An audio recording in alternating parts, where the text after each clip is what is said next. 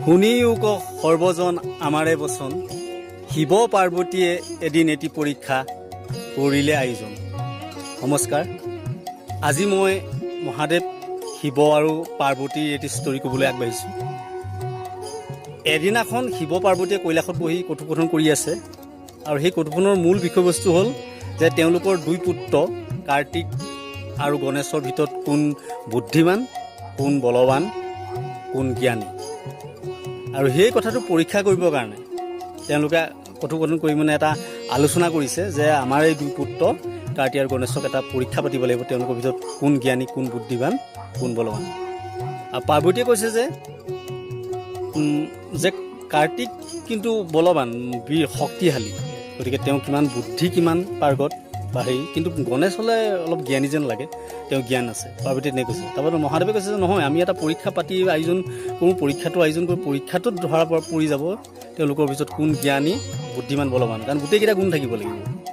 কোনোবা এটা গুণ বোলে কাৰ্তিক বীৰ, শক্তি আছে, বল আছে, সেইটো নহয়। এই দেহৰ শক্তি বলৱানটো নহয়, মনেৰে শক্তিশালী হ'ব লাগিব, মনৰ পৰা জ্ঞানী হ'ব লাগিব, বুদ্ধিমান হ'ব লাগিব। তেতিয়া বোলে ঠিক আছে। আৰু তেনেকুৱা অৱস্থাতে, সেই কথা পাতি থকা অৱস্থাতে সেইখিনি কাৰ্তিক আৰু গণেশ পালেহি। পিতৃ মাতৃৰ চৰণ চুই সেৱা কৰিলে।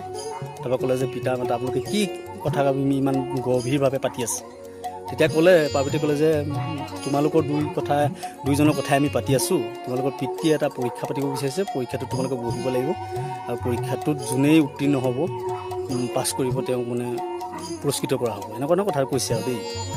তেতিয়া বোলে পৰীক্ষাটো কি? তেতিয়া মহাদেৱে ক'লে যে তোমালোকক আজি এই ক্ষণৰ পৰাই মই এটা কথা কৈছোঁ, তোমালোকে পৃথিৱীখন 7 দিনৰ ভিতৰত এপাক ঘূৰিব লাগিব। 7 দিনৰ ভিতৰত এপাক ঘূৰিব লাগিব, আৰু যোনে প্ৰথম আহি আমাৰ ওচৰ পাবাহি তেওঁক আমি পৰীক্ষাত উত্তীৰ্ণ বুলি ধৰিম, আৰু যোনজন আহি প্ৰথম পাবহি নোৱাৰিব তেওঁ পৰীক্ষাত ফেইল বুলি ধৰিম, আৰু যোনজন প্ৰথম পাই যাব তেওঁ বুদ্ধিমান, বলৱান আৰু জ্ঞানী হ'ব। বোলে ঠিক আছে। গণেশে ভালো পাইছে যে পৰীক্ষাটো হওক।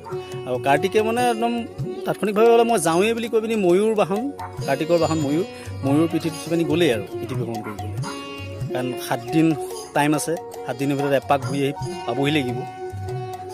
তাৰপৰা সিফালে গণেশে কি কৰিছে, সেই শিৱ পাৰ্বতী য'ত বহি কথা পাতি আছিলে তাৰপৰা অকণমান দূৰত গৈ পিনি এটা সৰোবৰ আছে, সৰোবৰটোত গৈ পিনি তেওঁ স্নান কৰিলে। গণেশে স্নান কৰি গা চা ধুলে, কৰিলে, গৈ পিনি আহি পিনি আকৌ পিতৃ মাতৃৰ ওচৰ পালেহি। তাৰপৰা শিৱ পাৰ্বতী কৈছে যে তুমি যোৱা নাই, তোমাৰ ভাই এই কাৰ্তিক গৈ বহুতো পালেগৈ, ইতিমধ্যে বহুতো পালেগৈ, তেওঁ 7 দিনৰ ভিতৰত আহি পিনি তেওঁ প্ৰথম স্থান লাভ কৰিবহি, তোমাৰ দ্বাৰাই নহ'ব।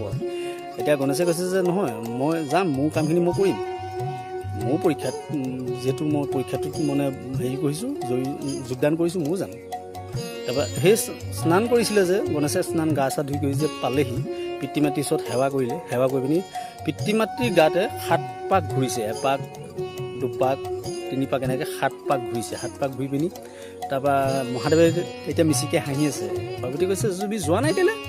এতিয়া কৈছে যে মোৰ ইতিমধ্যে পৃথিৱী ভ্ৰমণ 7 পাক ঘূৰাটো 7 দিনৰ ভিতৰত পৃথিৱী ভ্ৰমণ কৰাটো হৈ গ'ল, কাৰণ 7 পাক ঘূৰিছোঁ বোলে মই তোমালোকৰ তোমালোক পঢ়ি আছা, মই তোমালোকৰ গাৰ 7 পাক ঘূৰিছোঁ, সেয়াই মোৰ পৃথিৱী ভ্ৰমণ, কাৰণ তোমালোকেই মোৰ কাৰণে, পিতৃ মাতৃ মোৰ কাৰণে পৃথিৱী। আৰু সেই কথাটোত সেইবুলি কৈ পিনি গণেশে সেৱা কৰিছে।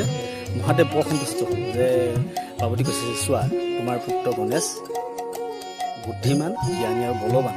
তেওঁ তাৎক্ষণিকভাৱে ইমান কাম এটা বুদ্ধি খটুৱাই পিনি কৰি দিছে যে হয়, পিতৃ মাতৃয়েতো পৃথিৱী সন্তান, আৰু ইতিমধ্যে তেওঁ ক'লে যে তুমি পৰীক্ষাত উত্তীৰ্ণ হৈছা, কিন্তু তুমি অপেক্ষা কৰা, তোমাৰ ভাইনো কি হৈছে।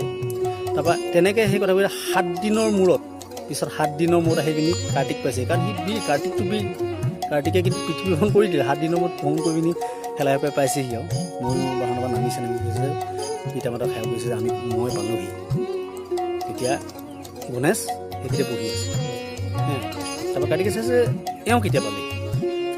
তাৰপৰা তেতিয়া পিতৃ মাতৃয়ে কৈছে যে নহয়, তোমাৰ ভাতৃ ইতিমধ্যে পৰীক্ষাত উত্তীৰ্ণ হৈ প্ৰথম স্থান পালে, গতিকে তোমাৰ পলম হ'ল। বোলে এইটো কেনেকৈ সম্ভৱ নহয়, কেতিয়া মই ইমান ময়ূৰ বাহনত গৈছোঁ, ইমান হেৰিকৈ গৈছোঁ, মই পাইছোঁহি, এওঁ কেতিয়া পালে, সেইটো সম্ভৱেই হ'ব নোৱাৰে। তেতিয়া কৈছে যে তোমাৰ